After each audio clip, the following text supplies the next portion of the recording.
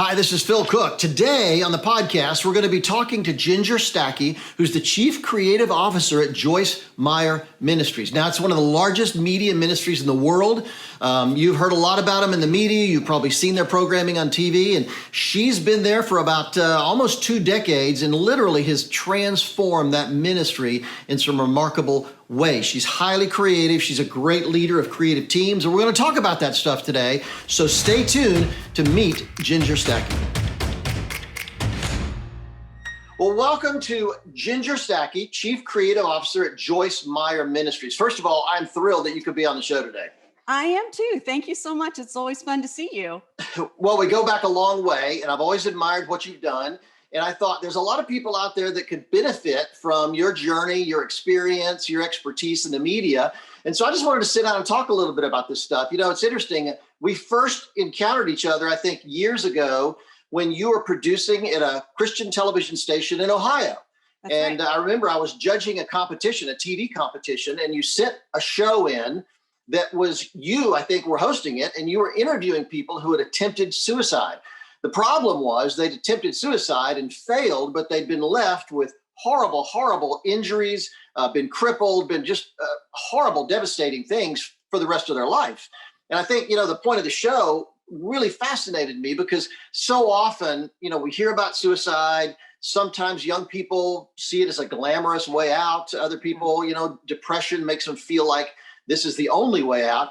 But so many don't realize that the significant number that don't end well. I mean, they don't die, but they're forever maimed, and their life has changed in a horrible, horrible way. And I love the fact that you were bold enough. You had 3 or 4 guests who, I think one guy had blown his face off, trying to shoot himself, kill himself. Another person, I think, had drank poison, and so she had no esophagus, very little stomach, and she'll feed herself through a tube for the rest of her life. And you had a really honest, frank discussion about horrible suicide really is. And so I was just so impressed with that back then.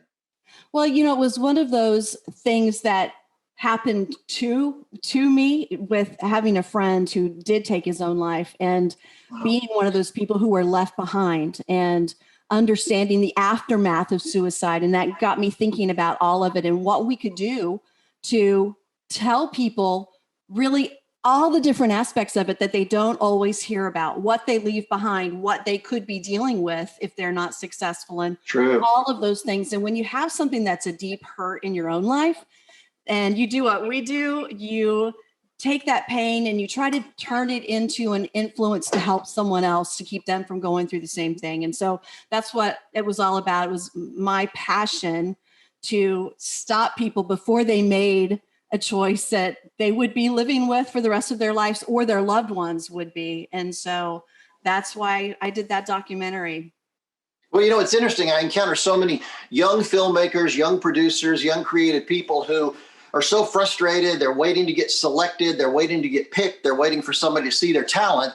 But like you were just out there creating stuff. It was a little TV station in Ohio, I remember. And, you know, today we carry a studio around in our pocket. It's called an iPhone. Right. And in fact, there are 2 film festivals in the United States today for movies made on iPhones. So I get so frustrated when people tell me I don't have the budget, I can't find a studio to back me.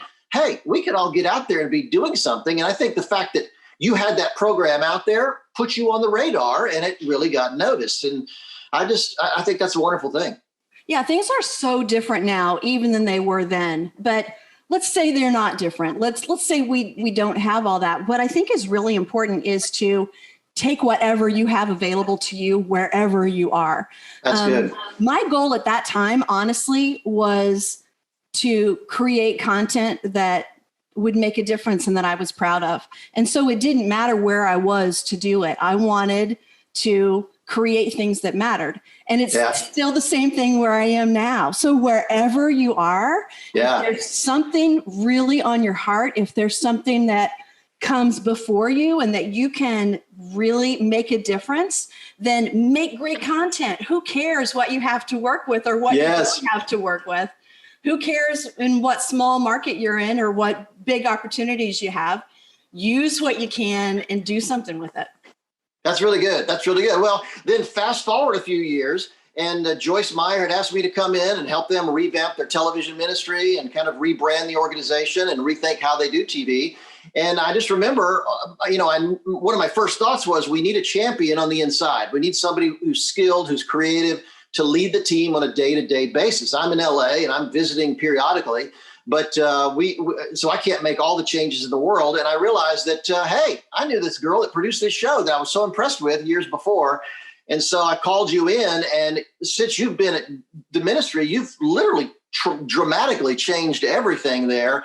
And it's been really a long journey and a remarkable piece of work that you've done. Well, it's been so great. I've been there since 2003 now, so it's been quite a while. Wow. And I had the opportunity to come in at the perfect time when Joyce was really ready to grab a future and make some changes. And her son, Dan Meyer, also came in right at that same time, and he was ready to just open the floodgates and see what we could do. And so it was the perfect time to be able to come in, to utilize those things that you should never change, change Joyce's teaching message, mess with that. Yeah. To take those things though that are working so well and think about what else you could do with it. And yes. It's been a wonderful time of new opportunities and a lot of growth, bringing a lot of wonderful people into the ministry as well, and seeing crazy, wonderful things happening. So I need to thank you. Thanks so much. Seeing something in someone else. I love that you do that. And I think that we all as leaders need to be doing that. We need to champion other people. Yeah. To give them opportunities and to, show other people what they can do. Like this wonderful lighting that I am dealing with in my own home right now. It's all because of the opportunities that you have brought to me. There you go. See, it works. It works. So here, let me ask you this. Chief Creative Officer. So tell me what that means. So I started out as a senior producer in the television area, as you know. And from there, I had always been working in a lot of other areas as well. Print. I had a journalism background as well as broadcasting. So online content. And we really knew that all of that was going to come together, that you couldn't stay in a broadcast world and you couldn't stay in a web world or a print world and not see all those things fold into one another. So my role, after about only 3 years of being there, changed from just that one area, which I loved, to being able to incorporate all of those areas. So all of the media areas, I get to work with amazing people and have my hand in. And then the reason that it's Chief Creative Officer, which, it could be called whatever you wanted it to, was because all of the creative content that we're creating, wherever it's going to be used, I was working with the teams that were developing all of that. So that's where it was. It's really creative opportunities that started, and then we put it in all the places that the eyeballs are looking for it. So in many ways, you're kind of the brand cop. I mean, you want to make sure you have a unified look and feeling and message in everything that goes out for the ministry. Is that right? Exactly. And more than that, I'm sure many people who are listening understand the difficulty of having one message over here and another message over here and brand not looking the same, but also doubling up work in all those areas, because you have people who are very talented in certain areas, but no one is seeing the whole big picture and saying, listen, that's good. This person over here is already doing this. Let's use their talents and bring it together with what's happening online. So it gives me the opportunity to kind of shepherd all of that, to pull out the talents in different people in different areas and utilize it where it really can make a big difference. That's fantastic. So here's a question. How do you be that creative director, that creative officer, that creative kind of hub and not micromanage people? How do you give them the freedom to really explore what their gifts are, and yet you want to keep it all pointing in the same direction? How do you make that happen? Yeah. I think personality is such a big part of that. Sometimes we have to go with or fight our own personalities. For me, I'm not naturally a micromanager. I love trusting people and then helping them to shape where they're going. Either if it's, let's let's do this a different way, but do it together so we can understand why. Or if it's letting them make a few mistakes and then pulling it back for the next time. I think we have to do that for people to really be able to grow and to champion those talents like I was talking about. Good. If you're a micromanager, and I understand that as well, because I've got a lot of responsibility. I mean, when something isn't right, I'm the one that takes the phone calls. So I understand that desire to watch all of it and make sure it is right on task.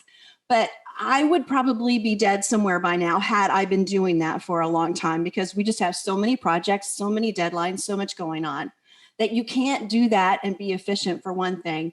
And if you start to do that, you'll be doing it for the rest of your life because your team won't develop the way that you need them to. That's a good point. That's a good point. Well, I remember one of the great breakthrough moments working with Joyce was her realization that it was time to make the program more contemporary. I think I remember the first meeting I had with her, their media buyers had called me in because they were concerned about the program, and she was producing, the stage at her typical meetings had 3 columns and a little sash that draped between them, and that was it. And we had some knockdown drag outs about, look, it's time to be contemporary. And I tried to, this is a big message I'm trying to give ministries all over the world, that people today in their 70s are still the rock and roll generation. I mean, Mick Jagger is 76 years old.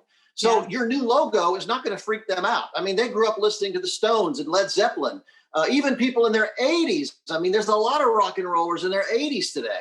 And so we have this idea that older people, if we have older donors or older church members, that, well, we can't hip things up too much. We can't be too contemporary because it'll freak them out. But nothing could be further from the truth. And I remember when Joyce came to that realization, I remember we got her on camera and she looked at the camera and said, look, over the next year, you're going to see some dramatic changes in our program. And you may not like some of them, but we're not doing them for you. We're doing them for your kids and your grandkids. And I'll tell you, donations came in, people supported it, people loved it. And I've always just been a huge fan of hers when it comes to understanding that you can be contemporary and still reach people of every single age there is out there. I tell people a lot that the fastest growing market for iPhones is senior citizens, but you never see Apple do a commercial with an old guy on his walker talking on his iPhone, because they know old people want to be cool too.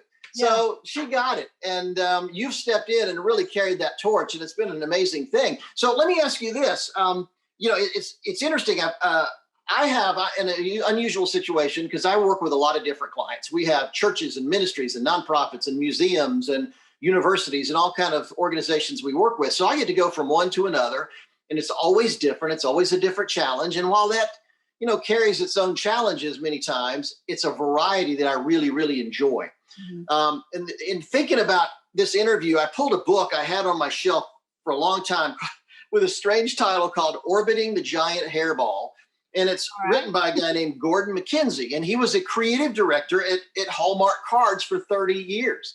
And the book is a fantastic book about how to stay creative and innovative at the same organization over a long period of time. Writing it down. And you've done exactly that. Giant hairball.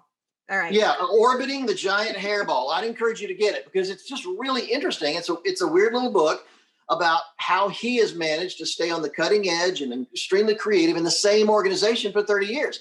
And I know a lot of people listening to this have been in a church or been in a ministry or nonprofit, and they're frankly kind of burnt out. They think, how can we tell this story more creatively? We've done everything we can possibly do. So my question to you is, give us some tips, give us some ideas or suggestions about how you've done that, how you've stayed so out there and creative over that long period of time in one organization.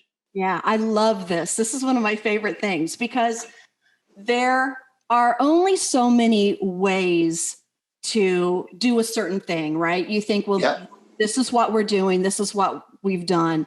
But if instead of looking at how I do what I do, you look at the why. What are my goals? What am I trying to accomplish? And that breaks open that box. So it opens up the doors to not only doing new things that will still accomplish your goals, but it also helps you hold on to what really matters. You need to consider, what do people want? What are they craving? What do they need? And why do they come to us? So that's why I was talking about that teaching gift inside of Joyce is something that we don't mess with. That is something that God is using to change so many lives. But that's just one thing, and one way that many people have seen her do that. If you look beyond those walls, there are so many different ways to take that gift and to give people what they need from it. And so we love to, especially like now with the pandemic, right. Everything had to change. She is not out there right now at conferences teaching. She is not doing the same things in the studio that she would have done. We're not out there being able to tell all of our stories and our mission work the same way that we always have. That's one of the things that I miss and love doing so much. So we are constantly looking for new ways to make those things happen. And so the creativity in that really blossoms, because it's not just me thinking of those things. It is my entire team. We have a lot of times that we come together and we just throw off the gloves and we can say, what could this look like? What could this be? And there's a lot of terrible ideas, that I come up with and everybody else. But then we begin folding it down into something that makes sense and that can work. And so it's really been good for us to see this with podcasts coming out of it and new types of interacting with Joyce for the audience. Yeah. And also seeing new things that the audience needs there that they probably didn't need before. They need connection. They need to feel a different type of interactivity with people than they did before, because the world is different. So Joyce on a stage is still important, but it's not the only way. They like Joyce one-on-one, so they feel like she's talking right to them. So there are so many things that have come out of all this. So I just encourage everybody to get with your team. Don't take it all on yourself. There's so many wonderful ideas in the people that you don't expect it from sometimes. And begin asking those questions. What do people need and what do we have for them? How can we give it to them in different ways? That's fantastic. And it's interesting too that Seth Godin, the marketing guru, says repetition builds trust. And he said very often in organizations, we get sick of hearing, maybe it's a pastor's sermon or a teacher's message or whatever. We kind of get sick of hearing that after a while. But his point is, when we get sick of it, it's just now starting to get out there to people. And we often forget in media organizations or churches that repetition really does matter. It's not, the television audience is a stream, not a pond. It's constantly changing. There are constantly new people in there. Very true. And so I think that we often get frustrated long before we should whenever we're at an organization. So that's a really, really good word. Now, let me take it a little further and say, you're doing, your primary outreach is broadcast television, and at least your biggest probably outreach, I guess. And that's a deadline-driven business. I mean, that show has to be delivered to the station or the network, or you're dead.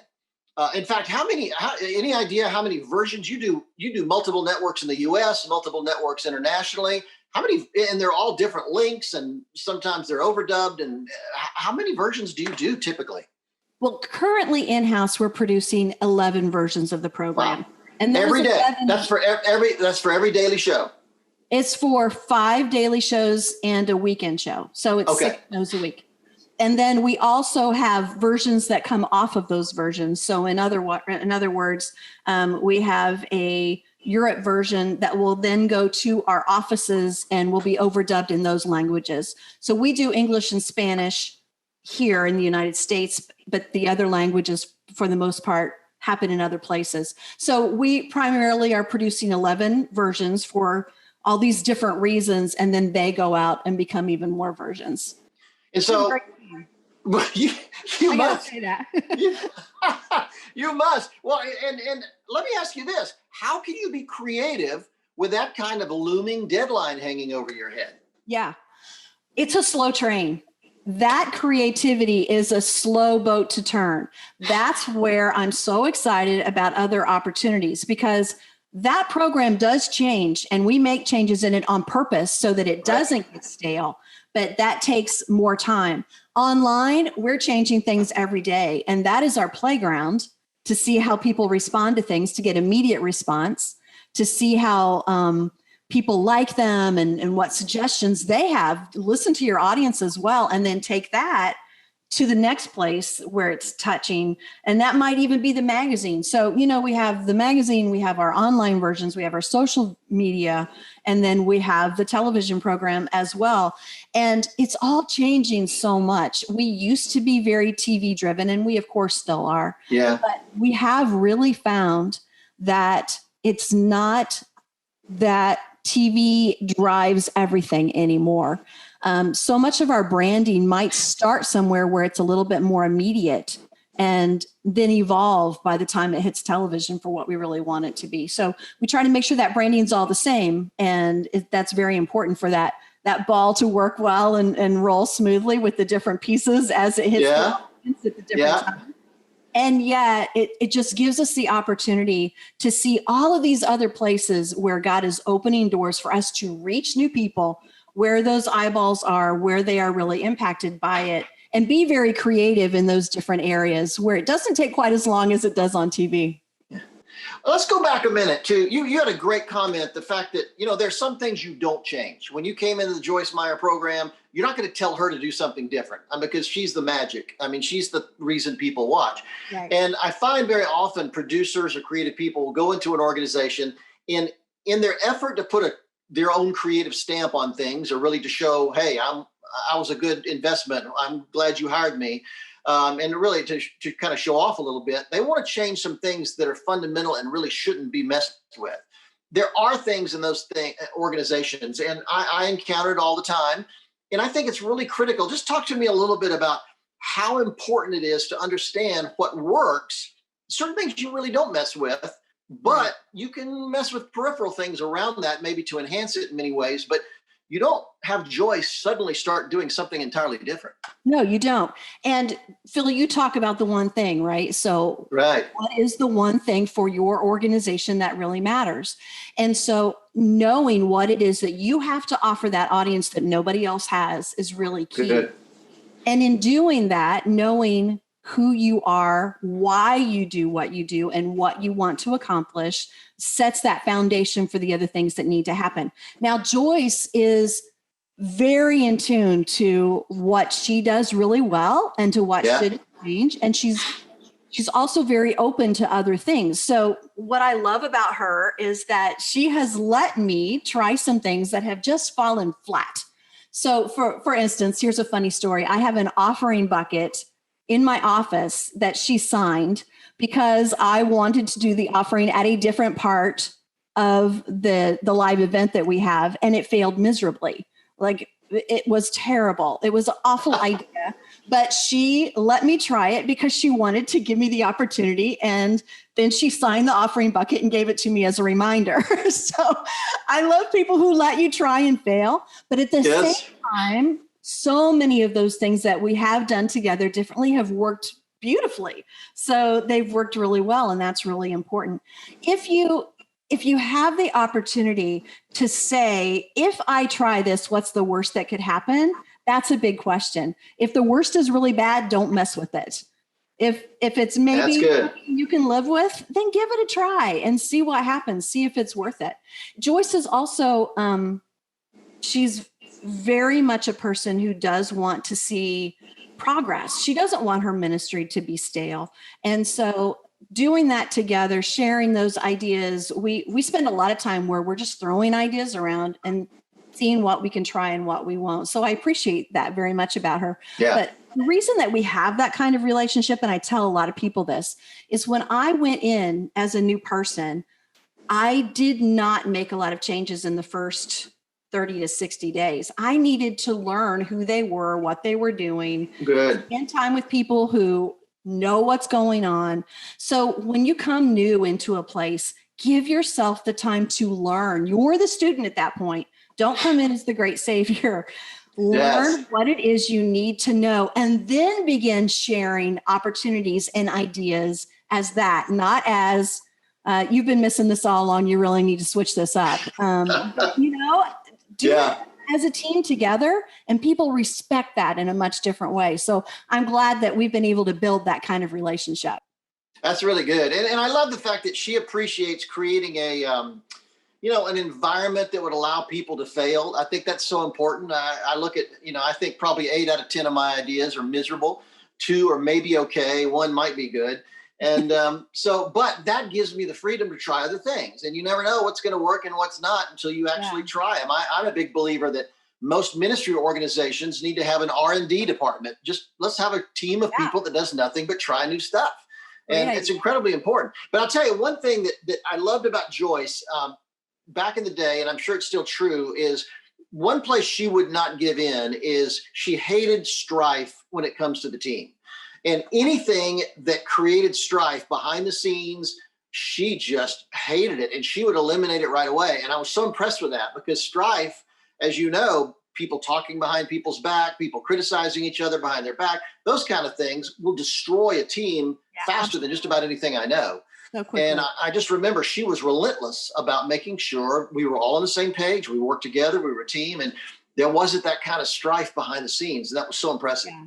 It is. It's really important. And something that I appreciate very much is that we have learned to disagree and do it compatibly. So it's not something where Joyce tells me this is what she wants it to be, and I go tell the team, well, I totally disagree with this, but this is what Joyce says we're going to do, so we're going to do it, right? Yeah. It's not like that. It's an area where strife is a disagreement in a way that plants a seed that's going to do some damage. But you can disagree without doing that. So you can have great creative conversations and come at it from all different angles and see it completely differently, but walk out of that room okay with what everybody shared and what everybody did. So that's very, very important, is don't see the opportunity to share your ideas fervently because you're passionate about it. Right. Don't see that as strife. Make sure you're doing it respectfully, and you all leave with an agreement, so that when I see you in the hallway, I'm not mad at you anymore from the meeting that we had earlier. But you're right. If you allow people to be at odds with one another all the time, nothing will stop the impact of your ministry faster than that. You know, it's funny. I have a friend who's a pastor, and very successful pastor. And when he has a leadership team meeting, he will literally, after they've decided things, they've discussed things, they've made decisions about things, before they dismiss, he literally goes around the room to every single person on the team and says, did you agree with this? Did you agree with this? Did you agree with this? And they say yes or no. And if they say no, that's okay. Let's talk it out. But he wants to make sure they're all in agreement when they walk out of the room. And then, trust me, you don't want to be caught criticizing or doing something, saying something ugly after the meeting where you said you agreed with it before they walked out. And I was so impressed with that, because just that idea of being unified and on the same page can really make or break an organization. I think it's just so important. Yeah, it's very true. All right. So tell me this. A lot of people that follow the podcast are church communication directors or media communication director, or ministry communication directors or media directors, creative directors. Give us just if you could share one thing from your experience, from where you've come from and where you're going and what you do and where your passion is. If you could share one thing that might encourage people in that kind of a role, what would it be? Yeah, I think something that is really important is to decide for yourself what influence means to you, because influence is important. It's something that we're all sort of thinking as, this is what I want to attain. But the question is why, right? So for one person, influence might be to make a difference somewhere else, and they want to learn and grow and get to a new stage. For another person, that influence might be to really make a difference right here where I'm planted, to dig in and do the most with everything that I have right here. And so if your idea of influence is helping those people that God has put in front of you right now, that will change what you do. Then if it is, I want to influence the world as a whole, because then you need to find some outlets that get you your work out further. So I think knowing what influence means to you is hugely important. And also to realize, because our motives are everything, right? Right. If my motive is to have the wrong kind of influence, and honestly, I think a lot of people have the wrong kind of motives for that influence, then it's just not going to be used the way you want it to be used. Let's be honest. Yeah. If you're spinning your wheels trying to accomplish the wrong things, then God's not going to honor it the way that you want him to. So I think all of us understanding, praying about, asking God, what is influence for me where I am right now? Where do you want me to be down the road? Am where I am because I love it and because I'm passionate about it? Or is it a stepping stone to somewhere else? I think knowing all those things make a huge difference as we are working on our day-to-day projects. Hey, let me ask you this. Christian television producers, I want you to say something to them. I mean, we've come a long way. You and I probably would both agree that when you were at that TV station in Ohio, and I've been out working with clients for all these years, we've come a long way when it comes to Christian television. There's still a long way to go. If there's one thing that drives you nuts about Christian TV, or something that you'd love to change, or something that frustrates you, what would that be? Or something that you just throw out there to encourage people that are in that world? What would you tell them? I would say don't live inside a Christian TV box. I mean, we've all talked about it, we've heard it, but we have the most important content, the most important message of anyone. So it should be the strongest content out there. And there are times that it absolutely is. And there are times that it is not. And so True. I think being able to take the best stories and tell great stories is really what changes Christian TV for the better. If we're looking at what we all do on a regular basis and we stay there, then it is going to die out at some point. We're not True. going to be able to make the inroads that we need to make, not just for our fundraising, but for the difference that we need to make in people's lives. And so if we can all look at the needs of people who are out there right now, find out where they're looking. Are they on YouTube? You know, are they somewhere completely different, and be bold enough to do something different, to take a great story, not just a great message, but to find a great story that tells that message in a more powerful way. Yeah. And do it in a strong enough, creative way that people are drawn to it and can't look away.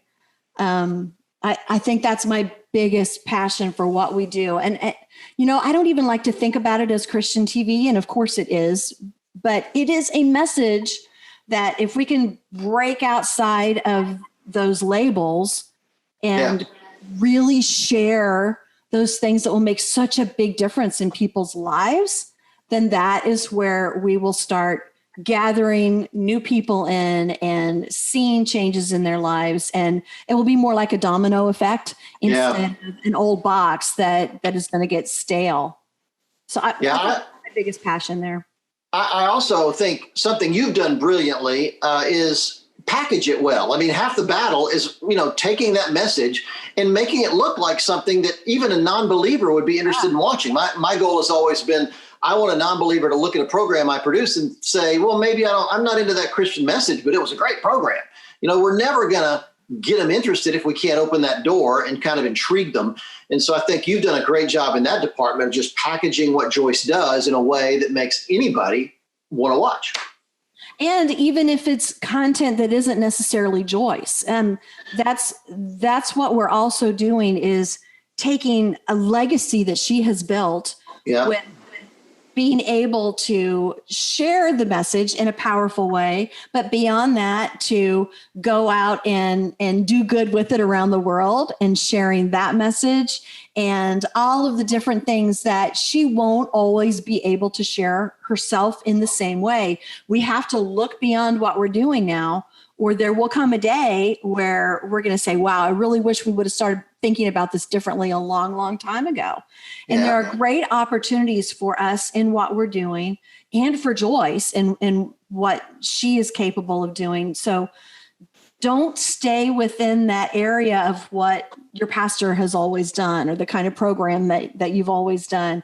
Look for other ways. For instance, we do a podcast called the Talk It Out podcast, where we take Joyce's teaching and we talk about it from a perspective of just real life, and it's just much more casual and it's a lot more fun. And Joyce is there when she wants to be, and when she's not, it still does great because we're listening to her teaching and utilizing it that way. And so it's a way, like I said, people need new things now. people are connecting to this group because they need to feel like they belong to something. Yeah. So there are just so many opportunities out there to do these types of new things, but use what you have to share the great message.